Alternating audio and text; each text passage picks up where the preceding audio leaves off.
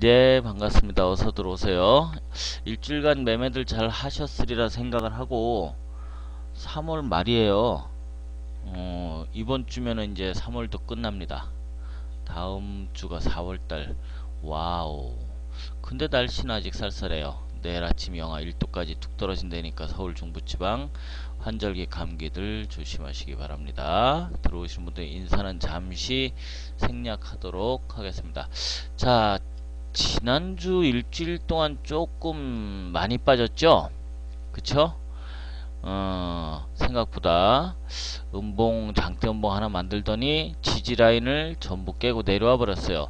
코스피 종지 기준입니다. 지금은 이따가 이제 선지하고 코스피 200도 보겠지만 대체적으로 61.8%는 잘 안 깨트리는데, 그쵸? 근데 반등을 한번 해주는 척 중간에 도치가 한번 나왔다가 다시 한번 밀어버렸어요. 그리고 중요한 거는 그것보다도 이 지지선을 종지는 이탈을 시켰다.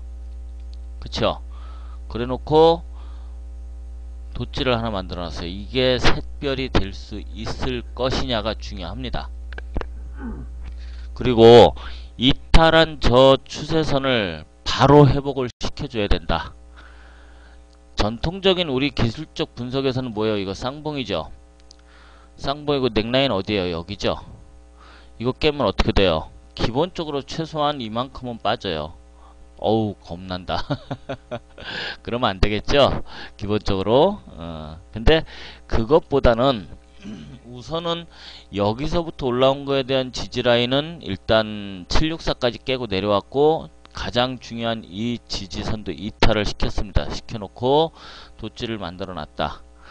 저거는 바로 회복시켜주지 못하면은 골치 아파집니다. 그렇다면은 이렇게 되면은 여기서 올라온 거에 대한 지지라인을 이탈을 시켰는데, 지난주 제가 방송을 할 때 어떤 얘기 했어요?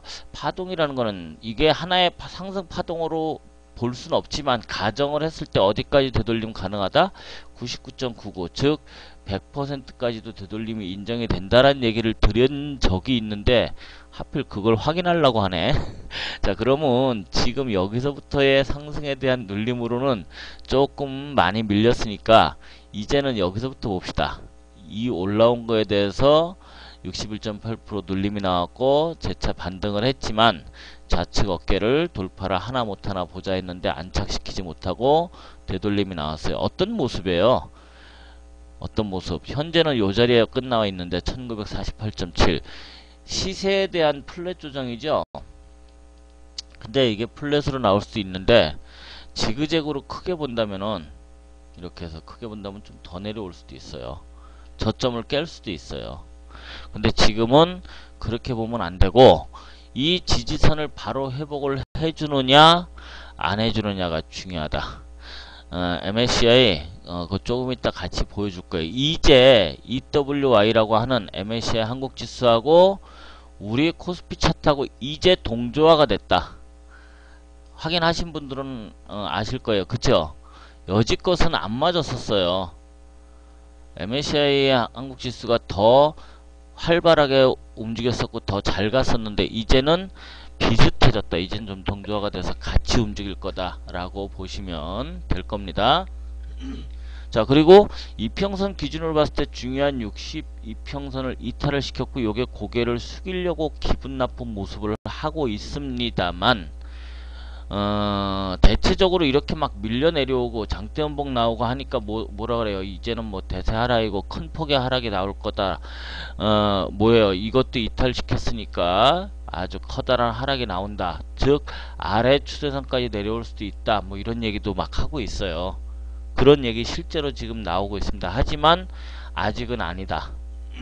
아직은 아니니까 거기까지는 생각 안 하셔도 된다라고 봅니다.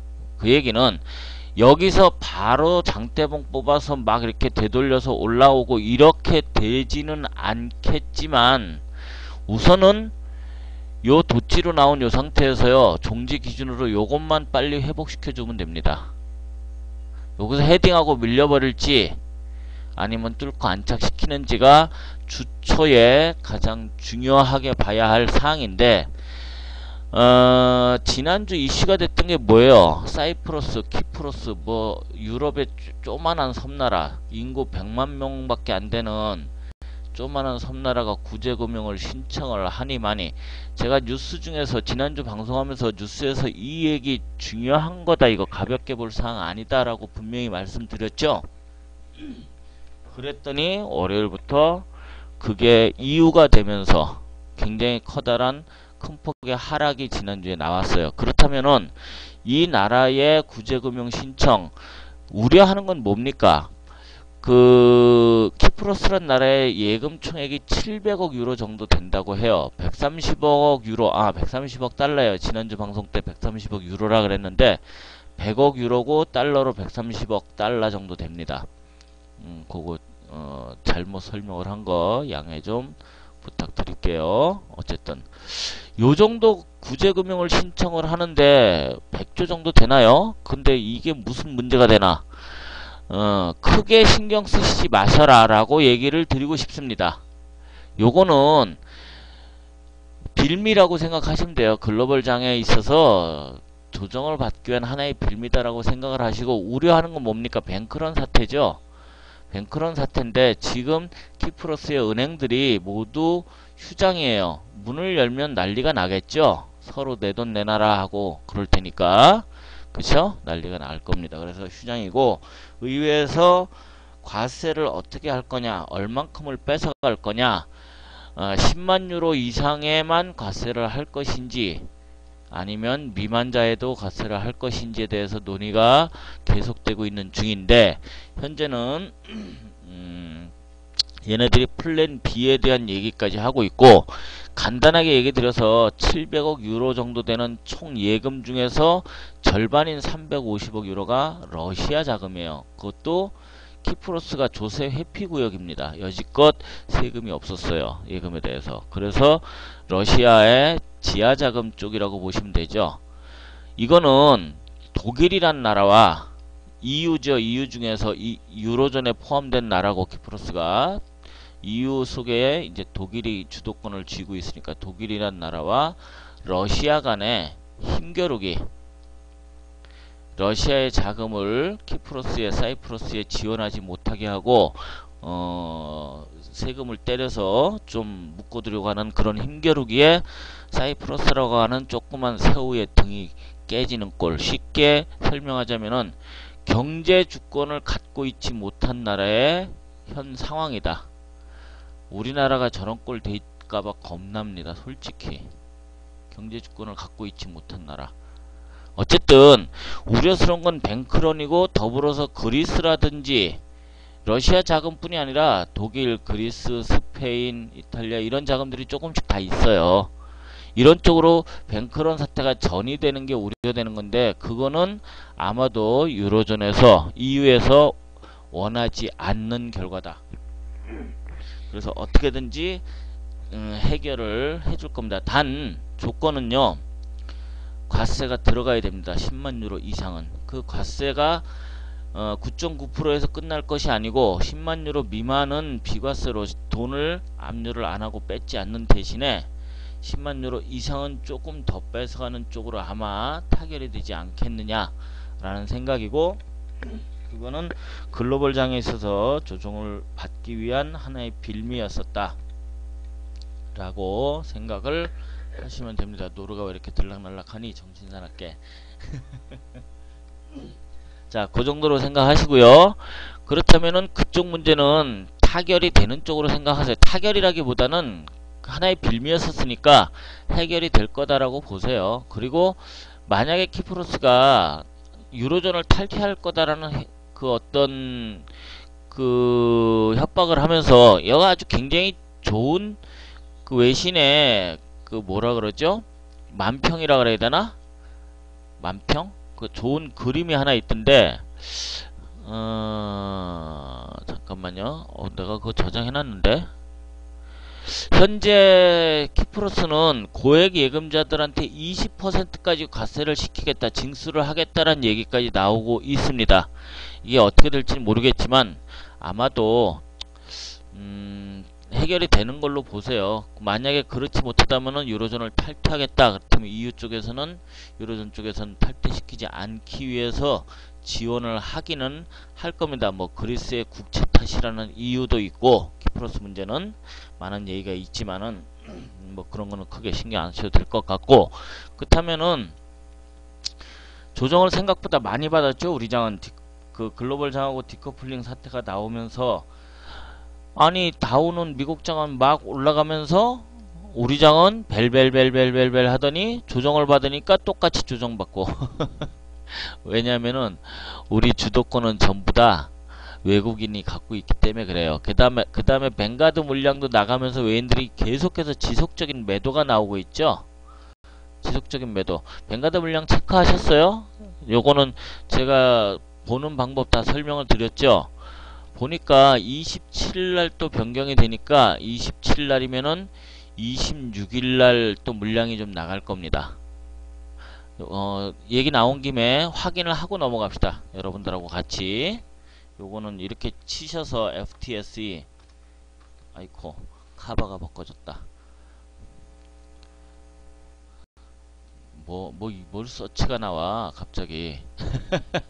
죄송합니다. 제가 이상한 걸.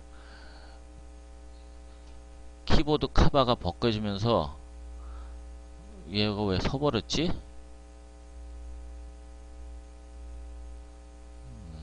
잠시만요. .ftse.com 뱅가드 치시라 그랬죠? 요렇게 얘기 나온 김에 확인을 하고 넘어갈게요. 얼만큼 변화가 있었고 요번 주엔 언제 물량이 나가는지. 여지껏 뱅가드 물량 누가 받아줬어요? 아시는 분? 뱅가드 물량 나가는 거 뭐 지속적으로 외인들은 팔았는데 그 중에서 일부는 받아주는 주체가 있었죠. 누가 받아줬죠?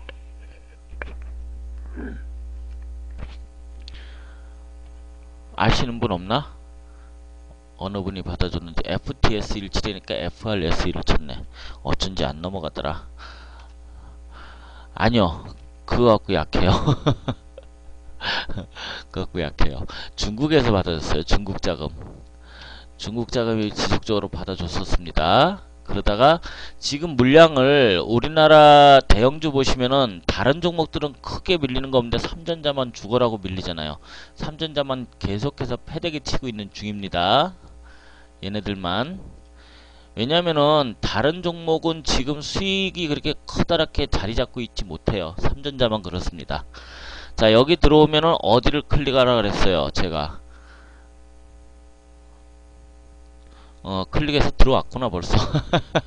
자, 요 밑에 페이지 볼게요. 페이지 보면은 날짜 돼 있죠. 27이네요. 3월 27일 날. 그리고 64%였는데 60%로 줄었죠. 지난주에 4%만큼 털어먹은 거예요. 이제 60%고 날짜 언제입니까? 27일 날 또 변경을 하겠다. 그러면은 27일 날 변경하면 26일 날 아마도 뱅가드 물량이 또 나올 겁니다. 26일날 화요일이네요. 화요일경에 뱅가드 물량이 나올 거다. 이렇게 보시면 되고 또 요거 클릭하셔갖고 얼만큼 비중이 줄었는지 확인을 하셔라 라고 설명을 드렸어요. 요거는 일주일에 한 번씩 보셔도 되고 궁금하시면 매일매일 들어가셔서 체크해 보셔도 괜찮습니다. 그렇게 해서 확인을 하시면 됩니다. 어쨌든 뱅가드는 그렇게 해서 매주 한 번씩 저기에 나타나니까 언제 물량이 줄어드는지 몇 %나 줄었는지 체크를 해보시란 얘기고. 자, 그러면은 제가 아까도 얘기 드렸지만 요선을 회복을 빨리 해야 된다. 내일이라도 안착시키면 굿이에요. 뭐 장대봉으로 그냥 막 뚫고 올라가진 못할 겁니다. 그렇게는 바로는 안 갈 거고요. 흔히 얘기해서 올라가려면 바닥이라도 두 번 다지든지 아니면은 뭐 그런 기미를 만들어 줘야 되겠죠. 거래량이라도 뻥 터져 준다든지. 그쵸? 요때는 요때 올라갈 땐 어땠어요? 여기서 거래량이 한번 뻥 터져줬죠. 마찬가지로 그런 게 한번 나와줘야 된다. 참고를 하시면 될 거고 바로 요것만 회복시켜 주면 될 겁니다. 그러면 요번 주에 있을 지수를 끌어올릴 만한 지표가 뭐가 있어요? 요번 주에 있을 거. 미국 쪽에서 발표되는 것들은 주택 지표가 있고 미국의 4분기 GDP 발표가 있습니다. 4분기 GDP. 요게 현재 GDP가 예전에 그 이전 분기, 그러니까 3분기 때 하고 3분기 때가 얼마였었냐? 0.1 상승이었는데 요번에 예상치가 확정치죠. 0.5 상승으로 지금 보고 있습니다. 0.5%로. 그렇다면 상당히 양호해지는 거죠. 0.1에서 0.5로 올라간다면은.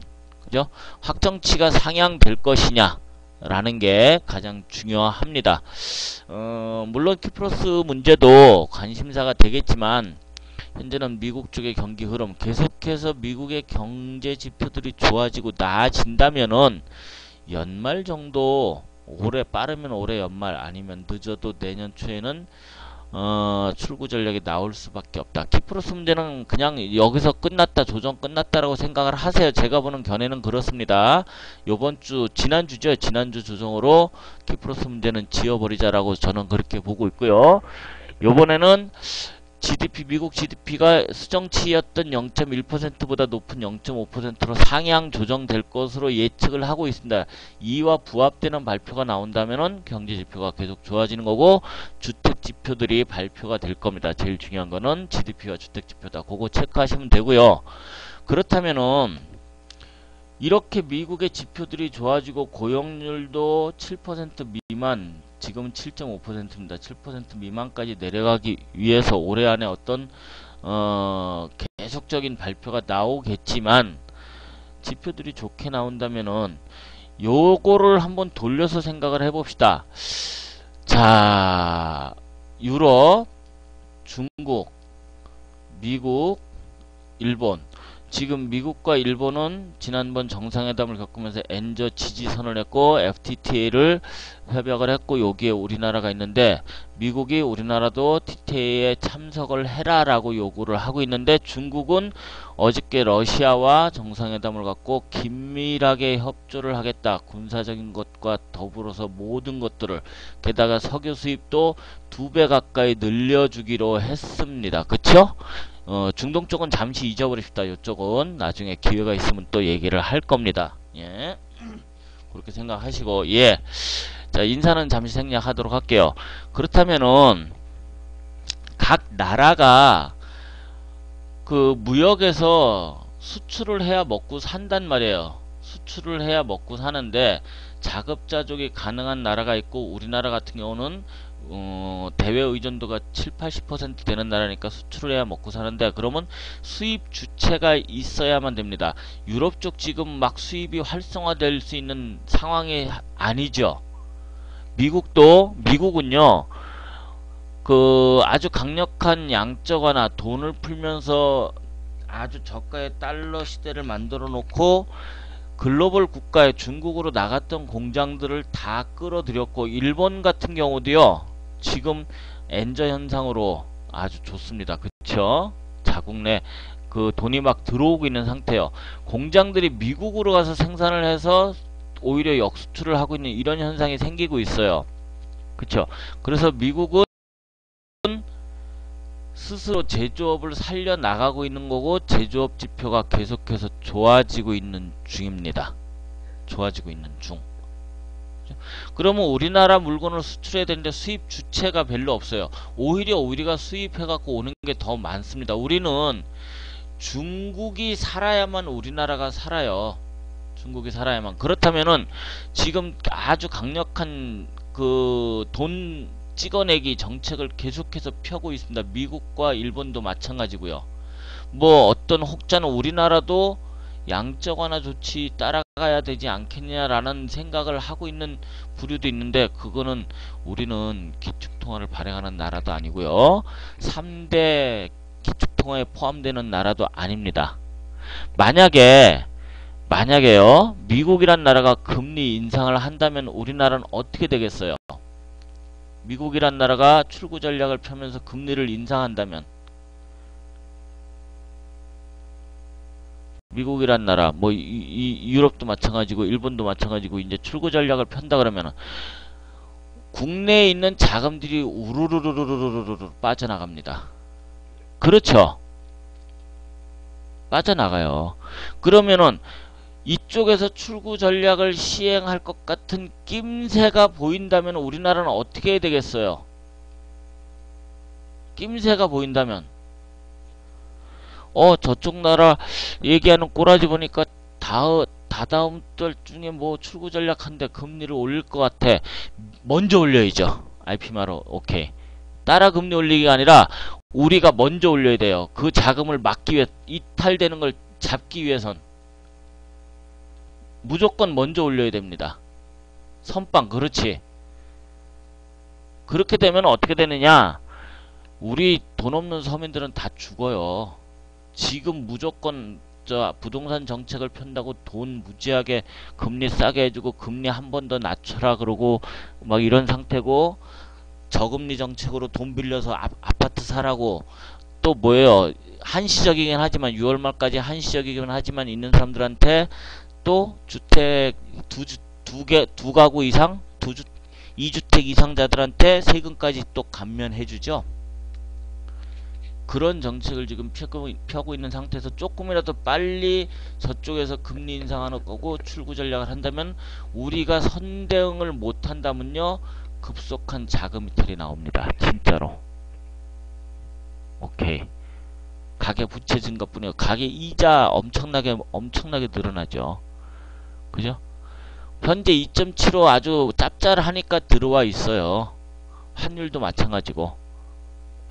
어쨌든 그런 것들을 대비하기 위해서 제가 지난주 방송할 때 향후 5년간의 경제 상황이란 제목으로 기회를 반드시 노리셔서 아파트 담보대출 갖고 계신 분들 고정금리로 바꿔 타라라고 얘기 드렸고, 기회를 보셔서 그 다음에 그 외의 부채들은 줄일 수 있는 한 최대한 줄여라라고 말씀을 드렸습니다.